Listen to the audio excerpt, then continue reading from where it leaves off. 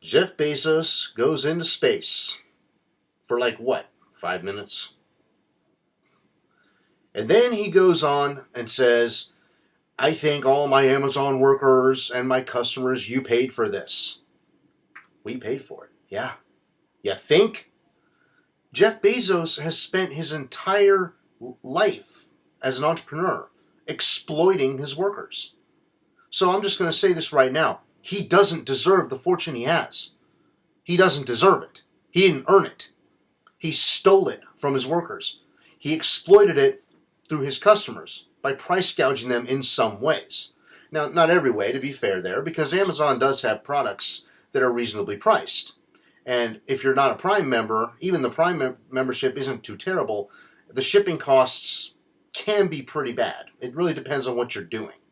But usually it's pretty reasonable. But given Jeff Bezos and what he's done throughout his life and how he's treated his workers, things could be better for those workers.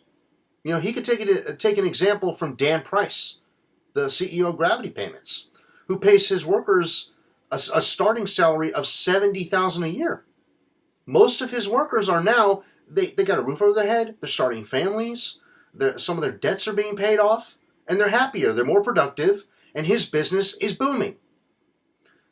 Contrast that with Amazon. Now, Amazon, of course, is booming, but that's because they're a monopoly. Nobody has any choice now. But Jeff Bezos did not get his fortune by doing right by other people. He got his fortune by stealing wages, by having crummy working conditions and never improving on them, by union busting, when he could have been just using that money to pay his workers, let's be honest. But the Bezos space trip is everything wrong. It showcases everything wrong with capitalism. And I'm starting to say this more and more, but we are going to have to, as not just a country, but as the human race, we're going to have to come to terms with just how detrimental to human flourishing capitalism truly is. Some people may not want to hear that. Some people may think that that's blasphemy. And that's why I say, and you'll probably hear this from a lot of media outlets, from a lot of right-wingers and libertarians, and a lot of corporate Democrats too, but that's why I say, you know, capitalism is basically a religion in the United States. You know, you got the clergy are made up of the politicians and the media, and the billionaires are basically the deities. They're the gods. I mean, capitalism, if you really look at it, is this religion that allows living, breathing people to ascend to godhood or godlike status, if only in their own minds, and in the minds of those who control the levers of power in the system that they use to make themselves rich. So, this is silly, man. This is really silly. Why are we doing this? Why are we allowing this to happen? Workers have much more power than this. And over the last 40 plus years, they've been led to believe, actually it's longer than that. Let me take that back. It's like over the last 76 years, since FDR passed away, the propaganda machine started kicking in, and people, they have slowly but surely fell in line and came to the conclusion, oh yeah, capitalism is the system. It's the way to go. It's the only way to go. And even more silly is the fact that so many people have been taught and have believed that capitalism is American.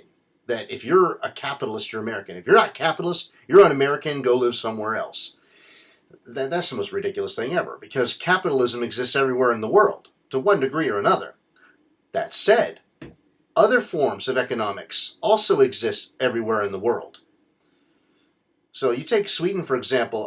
By the way, before I continue, the next country on my list where I read the Bill of Rights is going to be Sweden. It shouldn't be very long. I think they've only got like 4 or 6 or somewhere around there. But anyway, you take Sweden, and if you look up their laws, you'll discover that they are actually a lot more libertarian-leaning when it comes to their economic views and also their social views, which is why you see a 67% unionization rate in Sweden. Okay, because the workers over there realized, you know, with the way things are in this country and the way the things are so open and laissez-faire, if we don't unite and do something against these billionaires and corporations, they're going to do what's happening in the United States right now. But, of course, this was a long time before that. All that started happening in this country. So that's why the billionaires are kept in check in Sweden. And yes, there are billionaires in Sweden. But they're not kept in check here. They are worshipped. They are catered to. They have their boots licked and people's faces buried in their asses. And the working class, for the longest time, just didn't know what was going on, didn't know what to do or disgruntled and was like, oh, maybe it is my own failing. Slowly but surely they came to realize that was all a ruse. And it was perpetrated on them by the very people who were profiting from their hard work. When their lives, the working class, wasn't improving, it was declining. Meanwhile, the rich got richer. So that's how capitalism works. And that's kind of what the game of Monopoly was designed to teach as well. You know, if you were that shrewd, if you were that shameless and that ruthless, and you could get everything on the board, you win the game. Which I honestly don't know anybody who's really won that game. That could just be me talking. But anyway, I like playing the game, but I've never actually followed through the whole thing. Nobody I know has ever done that. Because who wants to lose everything? And maybe that was kind of the point. But back to this. The fact that Bezos steals wages does not improve working conditions. And really thinking, I don't know if he did this as a joke or whether he was kind of half kidding and half being serious, or whether he thought, yeah, I'm going to be serious for a moment because I know my workers aren't going to do anything to stop me. You know, either one is possible. But he just outright says it. And it's kind of like, well, we know that you're exploiting people and you seem to be proud of it, so what else is new? But I just hope that more people look at this and they say, damn, we need to fix shit in this country and we need to do it now. Billionaires are going into space on our dime. You know, they're not earning their money honestly. In fact, they're not earning it at all. They're stealing it. Other people do the work. They reap the rewards. This is exactly how slavery and feudalism worked. The difference is the severity of the relationship. Slavery is the most extreme form because the slaves were bound to the master, bound to the land and whatever else they worked for the master. Feudalism was similar, except eventually the serfs could leave if they wanted to, but that was kind of tough. They usually were tied to the land, but they weren't considered property, or, you know, they were considered subjects to the lord or the king, whatever. Well, now here we have employers and employees, little more in the better direction, but still far from what it needs to be. You know, you take a good example is Germany. In Germany, consumers and workers are considered equals. So if you go into a store, it's not the customer is always right. You're both human beings. You're both going to treat each other with respect, and all will be right with the world. That's how that is. In this country, in the United States, it's like, you know, the customer comes in and it's, you know, they expect to be pampered and treated like they're at a full day trip to the health spa or something. And then a lot of workers around are just disgruntled and they're like, yeah, I have to put up with all this.